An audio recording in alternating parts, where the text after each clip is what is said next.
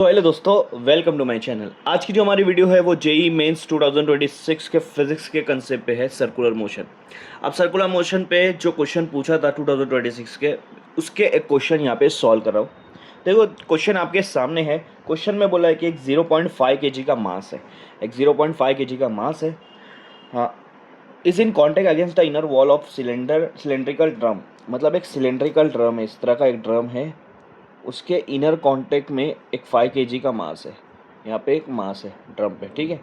और बोला है कि ये जो ड्रम की रेडियस है, ये रेडियस वो आपको दिया है यहाँ पे 4 मीटर।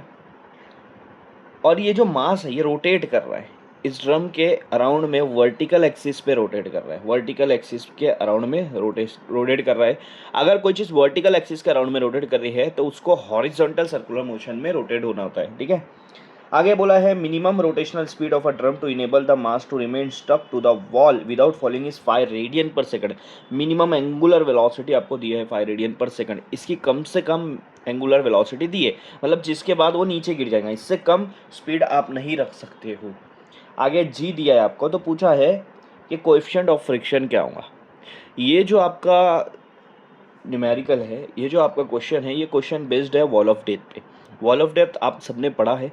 वॉल ऑफ डेथ क्या होता है? वॉल ऑफ डेथ में जो मास होता है ना, ये देखो, ये वो आपका ड्रम का जो वॉल है वो है, और ये मास है जो घूम रहा है। तो मास का वज़न हमेशा नीचे की तरफ लगता है, वेट mg नीचे की तरफ लगता है।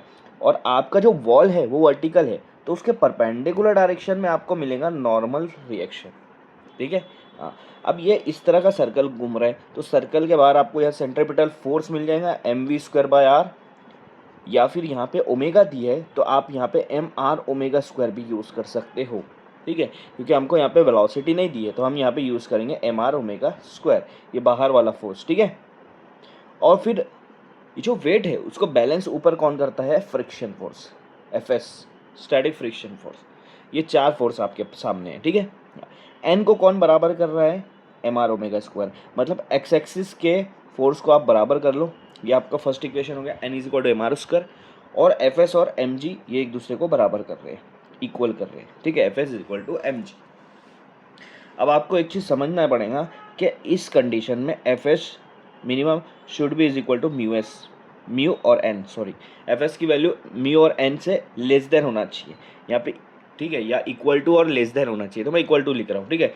तो Fs की वैल्यू म्यू एन के बराबर होना चाहिए। यहाँ पर इतना आपको पता होना चाहिए कि Fs की वैल्यू आपको म्यू एन के बराबर या उससे कम होना चाहिए, उससे ज़्यादा नहीं होना चाहिए। अब Fs की जगह पे आप रख दो यहाँ पे mg, फ्रॉम सेकंड इक्वेशन में से Fs is equal to mg है, तो वो यहाँ पे पुट कर दूंगा Fs की जगह पे, और यहाँ पे म्यू एस आपका आ जाएगा, स्टैटिक कोएफिशिएंट ऑफ फ्रिक्शन आ जाएगा, और n की जगह पे ये mr⍵² पुट कर दूंगा, mr⍵²।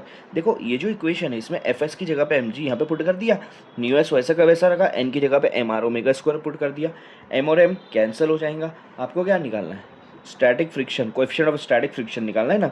इधर g है, r⍵², अगर मैं ये साइड लाऊंगा, यहाँ पे मल्टीप्लाई में है, तो लेफ्ट साइड आके वो क्या हो जाएगा? डिवाइड, तो r⍵² डिवाइड में आ जाएगा, और इधर बचेगा म्यू एस। तो आपको क्या बच रहा है? Mu s is equal to g/r⍵², है ना।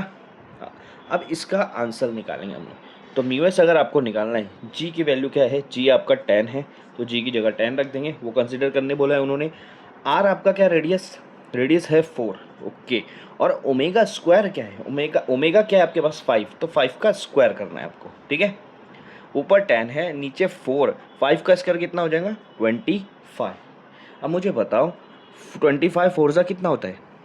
25 फोर्जा 100 होता है। ऊपर 10 है और नीचे क्या आ जा रहा है? 100। 0 0 गेटिंग कैंसिल, आपके पास आ रहा है 1/10। 1/10 को हम क्या लिख सकते हैं? 0.1। मतलब आपका म्यू एस की वैल्यू क्या आ रही है? 0.1। मतलब फर्स्ट ऑप्शन आपका करेक्ट आएगा। अगर किसी को 1/10 का प्रॉब्लम आ रहा है तो आपको याद रखना है, जब भी नीचे 10 आता है डिवाइड में, 10, 100, 1000, तो देखना है कितना जीरो है। एक जीरो है तो आपके नंबर में एक नंबर पहले पॉइंट लगा देना है, और यहाँ कुछ नहीं है तो जीरो, तो इसलिए आ जाएगा वो 0.1।